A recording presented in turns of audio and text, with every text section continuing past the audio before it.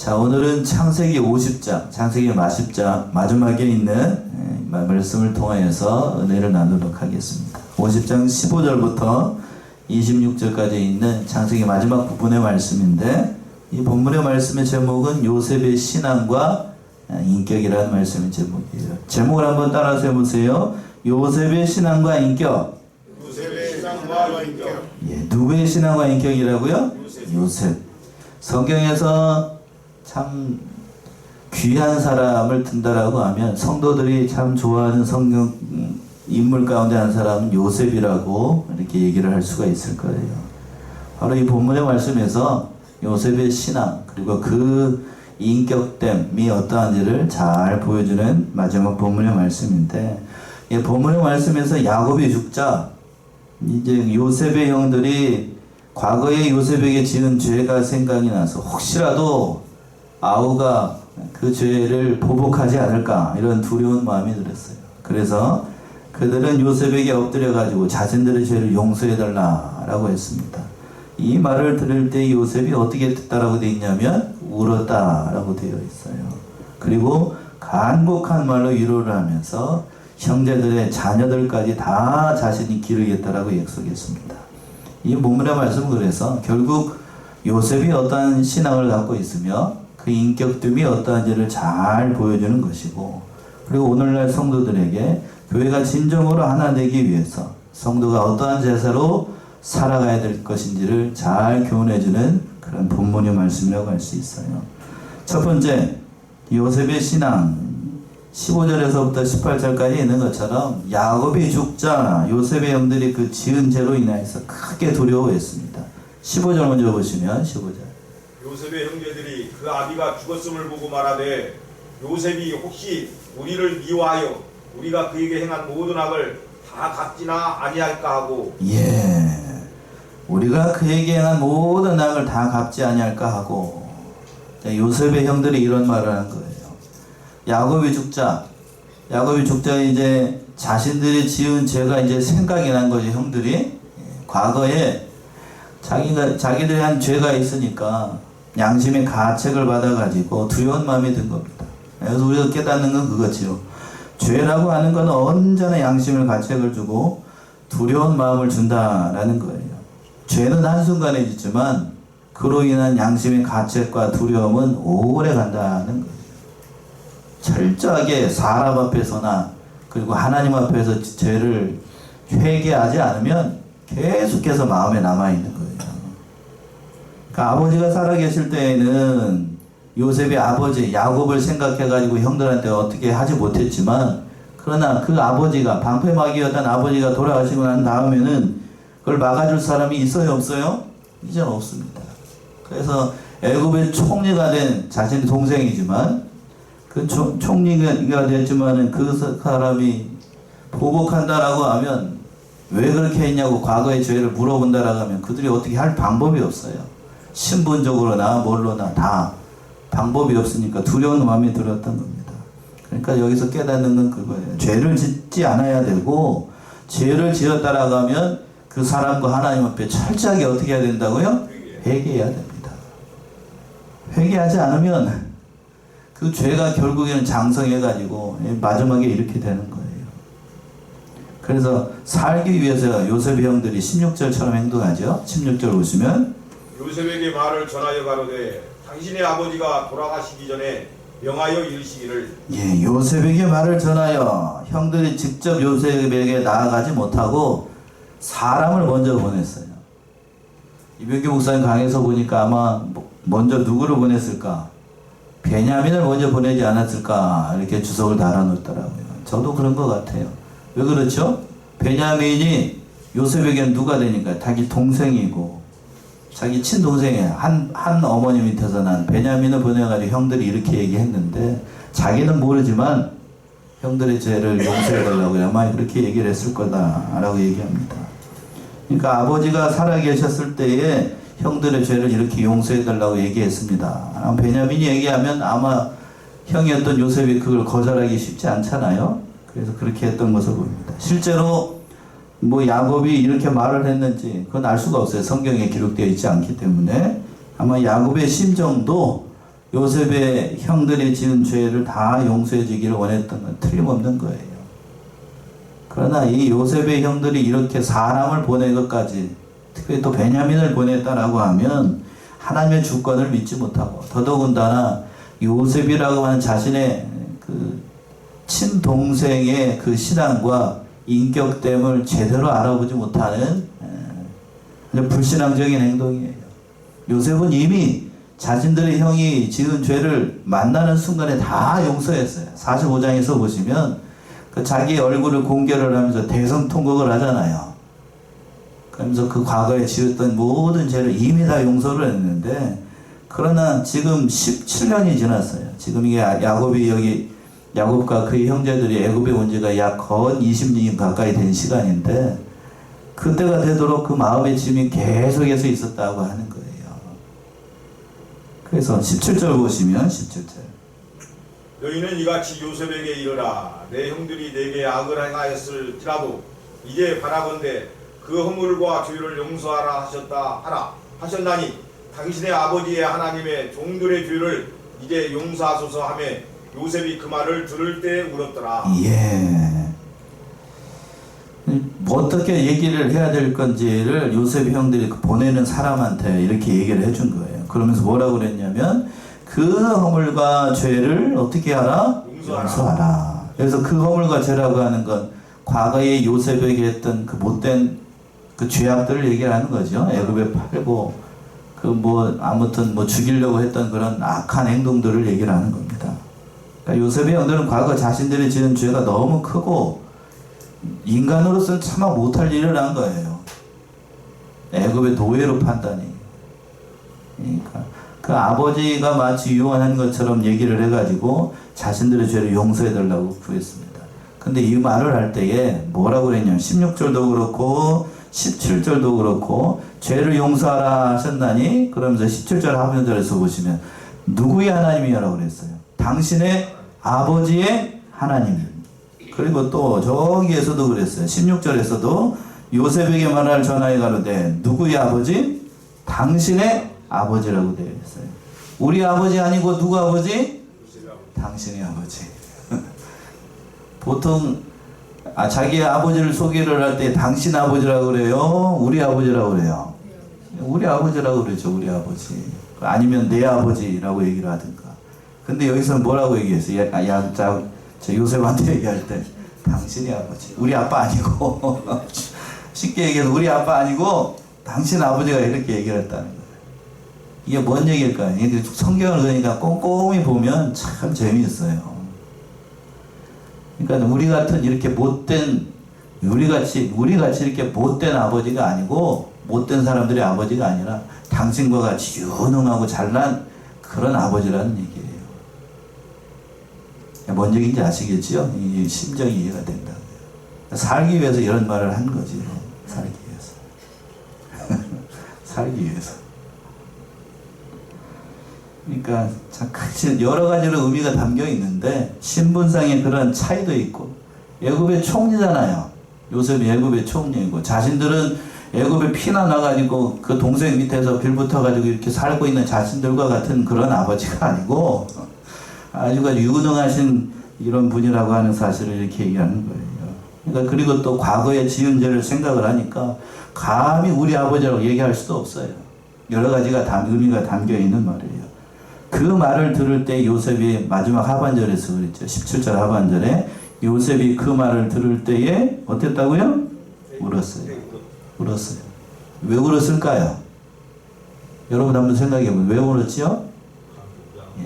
감개무량한 것도 있겠습니다만, 그 형의 말들을 들을 때에 참 형들이 신앙이라고 하는 게 어떻다라는 것을 이미 다 알아요.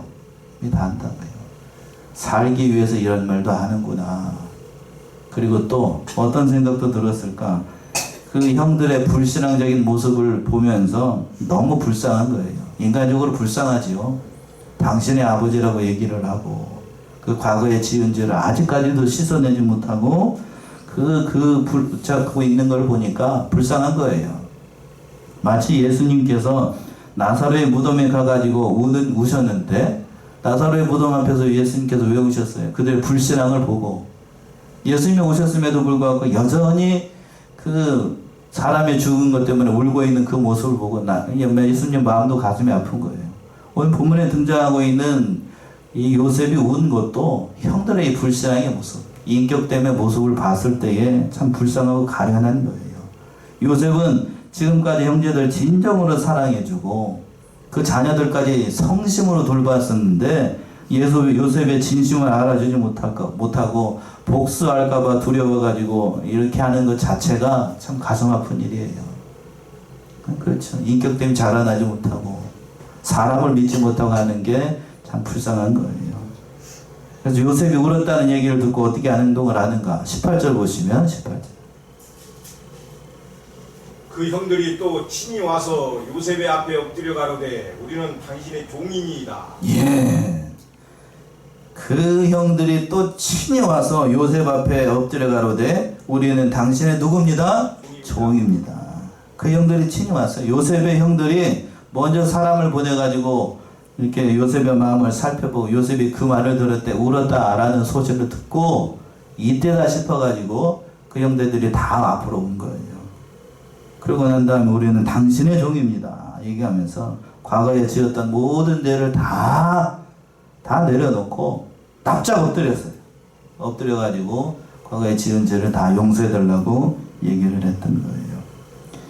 자, 살기 위해서 이렇게 행동을 한 것인지나만 결국 이 말씀을 보게 되면 이때 요셉의 형들의 나이가 적지 않은 날이에요.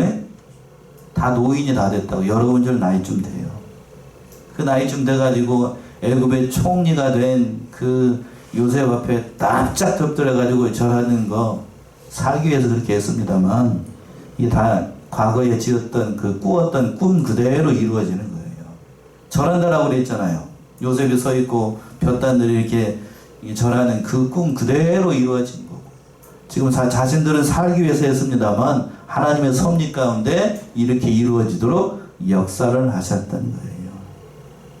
그 얘기를 듣고 두 번째 19절에서부터 21절까지 보시면 요셉이 간곡한 말로 형들을 위로하였습니다. 참 여기 요셉의 신앙이 잘 묻어나는 그런 대목이에요. 19절 보시면 요셉이 그들에게 이르되 두려워 마소서 내가 하나님을 대신하리이까. 예, 두려워 마소서 내가 하나님을 대신하리이까. 요셉이 두려워하는 형들한테 먼저 했던 말이 두려워 말라고 그랬어요. 그러니까 두려움에 사로잡혀가지고 죽을까 봐서 염려하고 있는 형들의 마음을 먼저 위로하는 게 급선무기 때문에 요셉이 이 말을 먼저 했던 거고 그리고 난 다음에 내가 누구를 대신하리니까 하나님을 대신하겠습니까?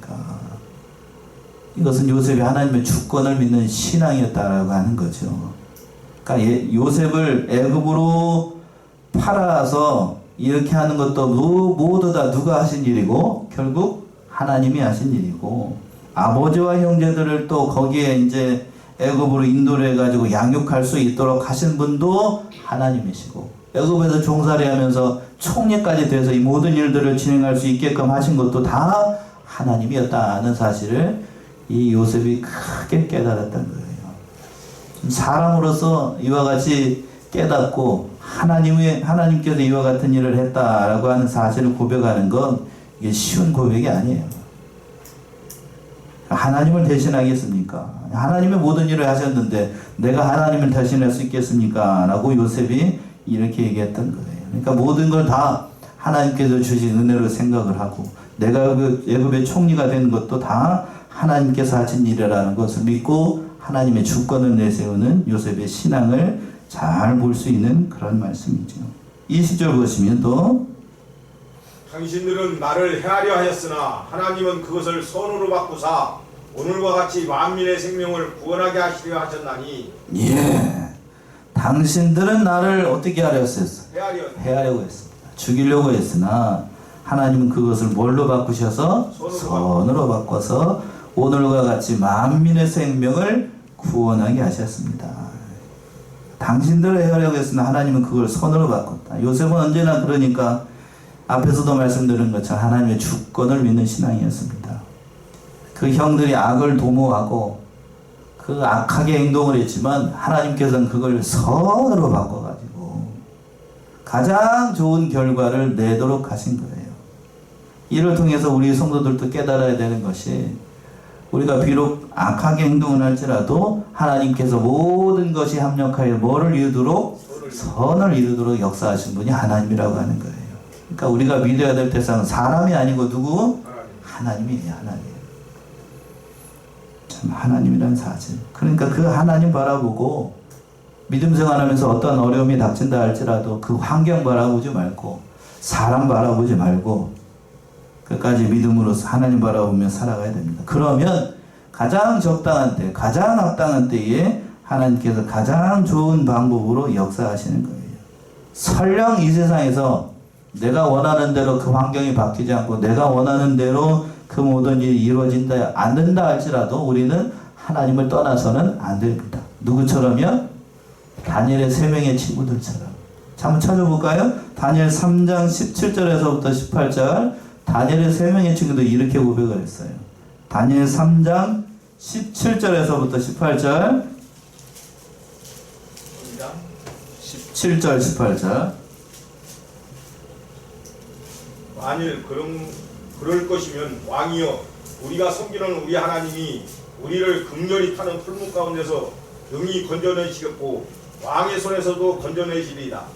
그리 아니하실지라도 왕이여 우리가 왕의 신들을 섬기지도 아니하고 왕의 세우신 금신사에게 절하지도 아니할 줄을 아옵소서. 예, 다니엘의 3명의 친구들.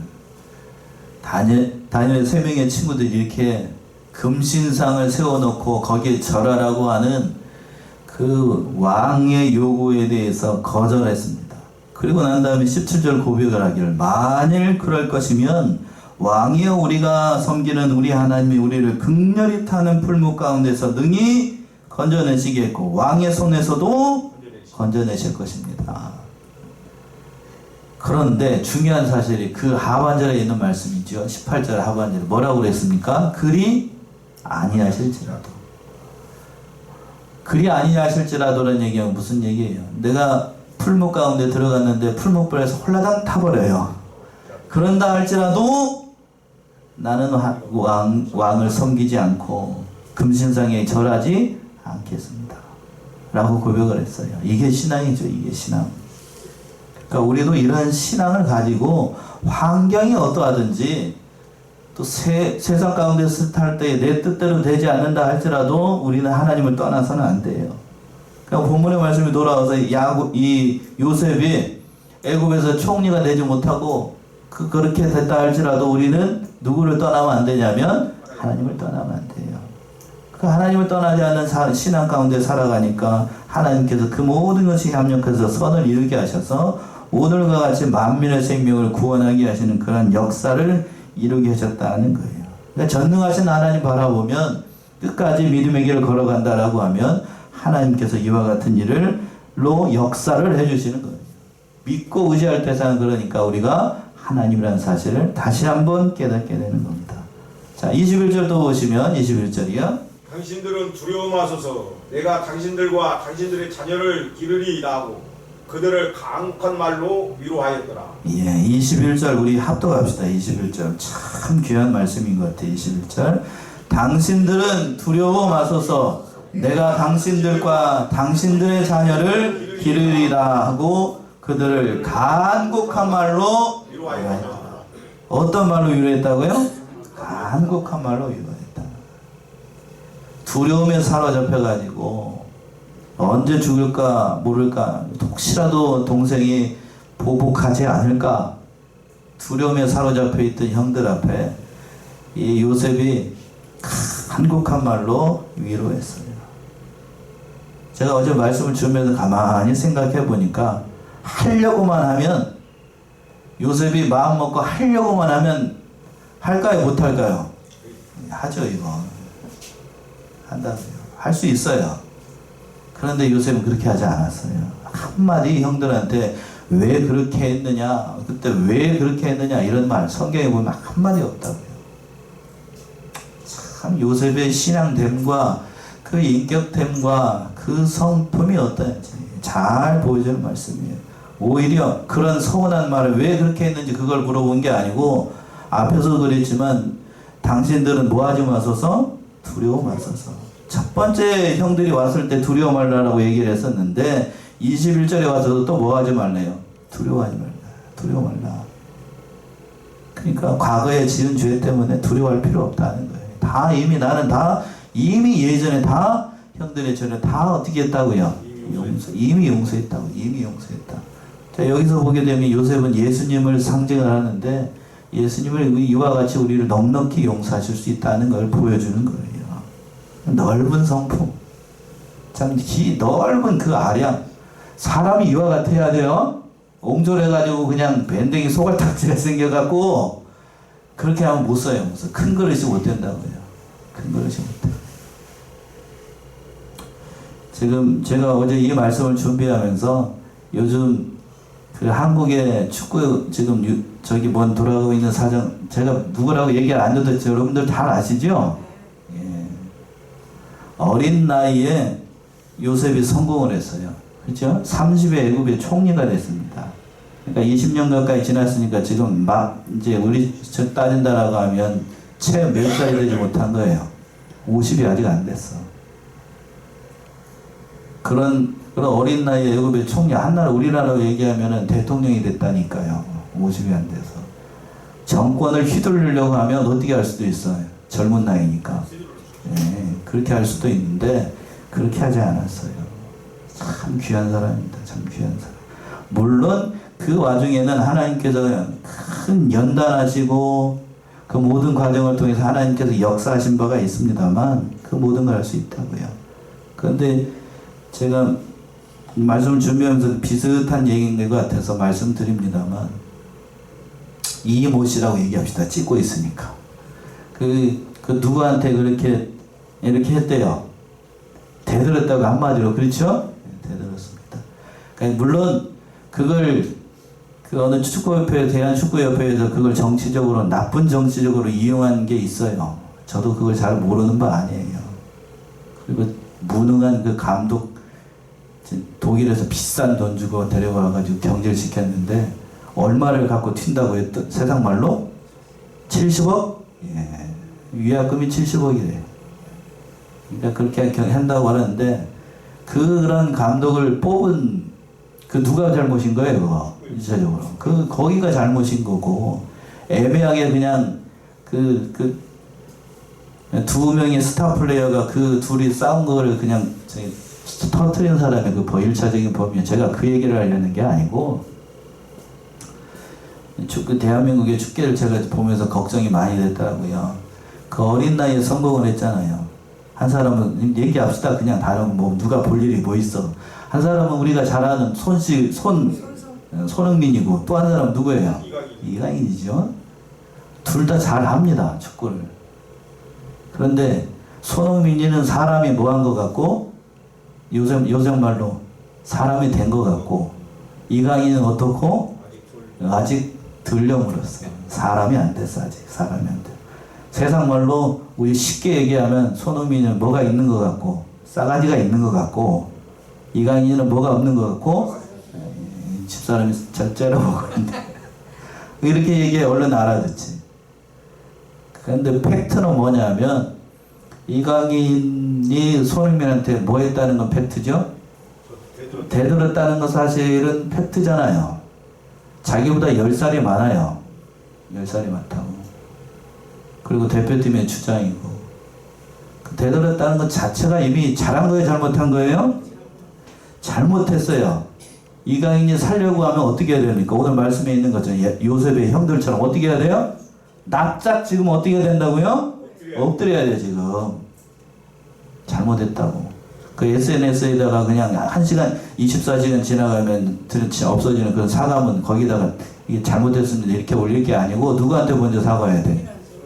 가가지고 합축 절하고 잘못했습니다. 변호사 선임해가지고 시시비비를 가르겠다라고 하면 그거는 인생 끝나는 겁니다. 잘못하면 인생 끝나게 생겼어 지금. 그러니까 어디처럼 해야 된다고요 지금? 여기처럼. 요셉 형들처럼 납작 엎드려가지고 내가 참 어려서 용서가 돼요. 저는 그렇게 하면 용서될 것 같아요. 다 털어버리면 되지 뭐. 아직 외국에서 생활하다 보니까 이렇게 좀 저기 하겠다. 앞으로는 주위에서 열심히 하겠다고 그렇게 얘기를 하면 돼요. 그러겠죠?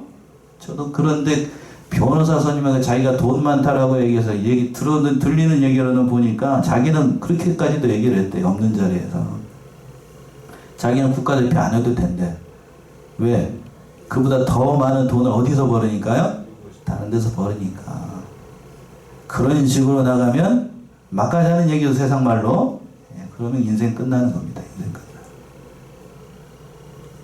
오늘 말씀처럼 납작 엎드려져야 돼요. 첫 번째 법에는 그런 걸 정치적으로 이용을 해가지고 나쁘게 이용하는 게 참으로 나쁜 거고, 그 얘기를 하자는 게 아니라 이 강인이 살려면 그렇게 얘기해야 돼. 그렇게 얘기해야 돼. 그래야 되겠죠? 예. 그래서 오늘 말씀처럼 납작 엎드려져야 돼요. 납작 엎드려지면 하나님께서 그 모든 일을 역사하시는 거예요. 자, 세상 얘기는 거기까지 하고 오늘 본문의 말씀이 있는 것처럼 그러면 한곡한 말로 하나님께서 그 모든 일을 역사하도록 하시는 거예요. 자, 마지막으로 세 번째는 22절과 26절에 있는 것처럼 요셉이 에브라임 자손 3대를 보면서 성심으로 잘 살았다는 거예요. 자, 22절 보시면 요셉이 그 아비의 가족과 함께 애굽에 거하여 110세를 살며 예, 요셉이 그 아비의 가족과 함께 애굽에서 거하였다. 이 말씀은 야곱의 장례를 끝나고 난 다음에 요셉이 그 형제뿐만 아니라 그 애굽의 국정을 돌보는 일에도 성심을 다했다는 거예요. 가정사뿐만 아니라 국가에 관한 모든 일들도 성심을 다해서 맡겨진 일을 잘 감당했다는 거예요. 개인적인 일뿐만 아니라 공적인 일에서도 최선을 다했다라는 뜻이에요. 그리고 또 23절 보시면 에브라임의 자손 3대를 보았으며 므낫세의 아들 마길의 아들들도 요셉의 스라에서 양육되었더라. 자, 에브라임의 자손 몇 대를 봤다고요? 3대를 봤다. 에브라임 자손의 3대면 에브라임이 누구의 아들이에요? 지난주에 살펴봤었는데 므낫세와 에브라임 해가지고 요셉의 아들이잖아요. 요셉의 아들의 3대를 봤으니까 자, 족보를 한번 따지면 몇 손자까지 본 거예요? 증손자 아니고 고손자까지 본 거예요. 그러니까 보통은 장수하면 증손자까지 보십니다. 우리 권사님 증손자 있죠? 없어요? 그 증손자의 뭘 봤다고? 그 손자까지 봤어. 그러니까 큰 복을 받은 거예요, 요셉이. 그러니까 얼마나 창성하게 했어요. 창성하게 해서 성심으로 돌보니까 그 모든 일들을 통해서 하나님께서 이렇게 역사를 하신 겁니다. 그런데 여기서 또 중요한 사실이 뭔가 하면 그 중반절 이후에 보게 되면 므낫세의 아들 마길의 아들들도 요셉의 스라에서 양육되었다. 왜 모세가 이걸 기록을 했는가? 므낫세의 아들 마길의 아들이라는 얘기는 므낫세의 첩이 낳은 아들들을 얘기하는 거예요. 자, 역대상 7장을 한번 가보세요. 역대상 7장 14절 15절 한번 보세요. 역대상 7장 14절에서부터 16절까지 므낫세의 아들들 그 처의 소생은 아스리엘이요 그 첫 아람여일의 소생은 길앗의 아들 마길이니 마길은 흑빈과 숫빈의 누이 마가라 하는 이의 장가되었다. 므낫세의 둘째 아들의 이름은 스르구앗이니 스르구앗은 딸들만 낳았으며 마길의 아내 마가는 아들을 낳아 그 이름을 베레스라 하였으며 그 아우는 이름이 세레스며 세레스의 아들은 울람과 라겜이요. 예. 자, 이게 족보장인데 역대상에는 족보장인데 14절 가만히 보시면 므낫세의 아들들 그 처의 소생은 누구라고 되어 있어요? 아스리엘이라고 하는 이게 본처예요. 본처인데 그 뒤에 하반절에 보시면 그 첫 아람 여인의 소생은 길르앗의 아비 누구? 마길이에요. 여기서 마길이 저 위에 있는 므낫세의 아들 누구? 마길의 아들들 첩의 소생을 얘기를 하는 거예요. 그러니까 본초의 소생은 기르는 건 어느 정도 이해가 되는데 요셉이 그 자기 아들 큰아들의 첩에 낳은 아들들까지 다 돌봤다라고 하는 거예요. 편애 없이. 첩의 소생이라고 해도 그 요셉의 스라라는 무릎 아래에서 그 모든 사람들을 살뜰히 다 성심으로 살폈다라고 하는 거예요. 본체 소생만 살핀 게 아니고 자기 아들의 첩이 낳은 자식이 낳은 소년자들까지 다 살폈다고 하는 거예요. 그래서 성심으로 살폈다는 거죠. 참 귀한 사람이에요. 귀한 사람. 그리고 또 24절 보시면 24절. 요셉이 그 형제에게 이르되 나는 죽으나 하나님이 너희를 권고하시고 너희를 이 땅에서 인도하여 내사 아브라함과 이삭과 야곱에게 맹세하신 땅에 이르게 하시리라 하고. 예. 나는 죽으나 요셉이 그 형들에게 이르되 나는 떠나 죽으나 하나님이 너희를 권고하시고 너희를 이 땅에서 인도해 내사 아브라함과 이삭과 야곱에게 맹세하신 땅에 이르게 하시리라. 장차 있을 일에 대해서 요셉이 얘기를 한 거예요. 하나님께서 반드시 너희를 약속하신 그 땅으로 인도하실 것이다 라고 얘기를 하고, 그리고 마지막으로 부탁을 하기를 25절이죠. 25절 보시면 요셉이 또 이스라엘 자손에게 맹세시켜 이르기를 하나님이 정녕 너희를 권고하시리니 너희는 여기서 내 해골을 메고 올라가겠다 하라 하였더라. 예, 하나님이 정녕 너희를 권고하시리니, 그리고 부탁을 하기를 뭐랬냐면 내 무엇을 메고 해골을 메고 올라가라. 유언을 한 거죠. 나는 죽어서 여기 애굽에서 장사될 것이지만 그러나 그 해골을 메고 어디로 올라가라? 그 가나안 땅을 하나님께서 우리를 인도해 나갈 때에 해골을 메고 올라가라 라고 했어요. 그렇게 부탁을 했더니 이 말씀 그대로 이스라엘 자손들이 했나요, 안 했나요? 했어요. 해골을 메고 갔습니다. 진짜로 해골을 메고 갔어요.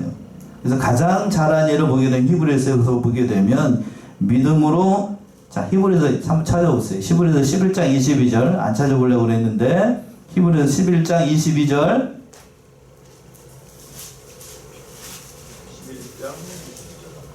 히브리서 11장 22절 보시면 믿음으로 요셉은 임종시에 이스라엘 자손들의 떠날 것을 말하고 또 자기의 해골을 취하여 명하였으며. 예, 그랬죠? 이 말씀 그대로 이 요셉의 신앙이 잘 드러나는 그런 부분인데, 장차 있을 일에 대해서 예언하고 자기 해골을 메고 올라가라고 얘기했어요. 왜 해골을 메고 올라가라고 얘기를 했을까? 가나안 땅에 대한 소망을 갖도록 하기 위해서. 그리고 또 애굽은 영원히 살 게 아니고 장차 우리는 어디에 갈 사람들이다? 가나안 땅. 가나안 땅은 우리가 갈 어디를 상징을 하는 거예요? 천국을 상징하는 거. 이 땅에 우리가 영원히 사는 게 아니고 우리는 하나님의 백성이기 때문에 하나님께서 원하시는 그곳으로 가야 된다. 거기에 소망을 두고 살아가도록 하기 위해서 내 해골을 메고 가나안 땅으로 가라 라고 얘기를 했던 거예요. 그래서 마지막으로 26절 보시면 요셉이 110세의 죽음에 그들이 그의 몸에 향재료를 넣고 애굽에서 입관하였더라. 예, 그의 몸에 향재료를 넣고 애굽에서 입관하였더라. 자, 향재료를 넣고 애굽에서 입관하였다는 얘기는 여러분들이 영화 같은 데 보면 하는 거 보신 거 봤을 거예요. 이게 뭐냐면 향재료를 넣고 입관했다는 건 뭐래? 매장했다는 게 아니고 뭐 했다는 거예요? 미라를 만들었다는 거예요. 미라. 애굽과 이집트 가게 되면 미라 있잖아요. 미라. 그 미라를 만들어 가지고 요셉을 그렇게 입관했다는 거예요. 자, 미라를 만든 게 우리 가까운 동네에도 있죠? 저 북쪽에 있는 동네에 2명 미라를 만들어 놨잖아요, 지금. 누구? 네, 그렇게 만드는 거. 지금 그렇게 만들어 놨다. 그래서 그렇게 만들어서 애굽의 해골을, 요셉의 해골을 그때까지 썩지 않고 미라를 만들면 그렇게 돼요. 그래서 그렇게 만들어서 이제 출애굽할 때에, 애굽에서 출애굽할 때에 요셉을 이렇게 메고 갔습니다. 자, 오늘 본문의 말씀처럼 요셉의 신앙과 인격이 잘 묻어나는 대목이에요. 우리 사랑하는 성안의 성도님들이 이제 음력 설도 지났고 말씀드렸던 것처럼 오늘 한 해 누구와 같은 사람이 됐으면 좋겠냐면 바로 요셉과 같은 사람. 형제의 모든 허물을 덮고 죄를 용서하고 그 모든 일들을 통해서 잘 섬겨나갔던, 하나님을 잘 믿고 섬겨나갔던 그런 신앙들인 사람들이 되어서 좀 하나님 앞에 영광 돌리고 백성을 일깨 나가는 사랑하시는 성도님들 모두가 되시기 바랍니다. 기대하겠습니다.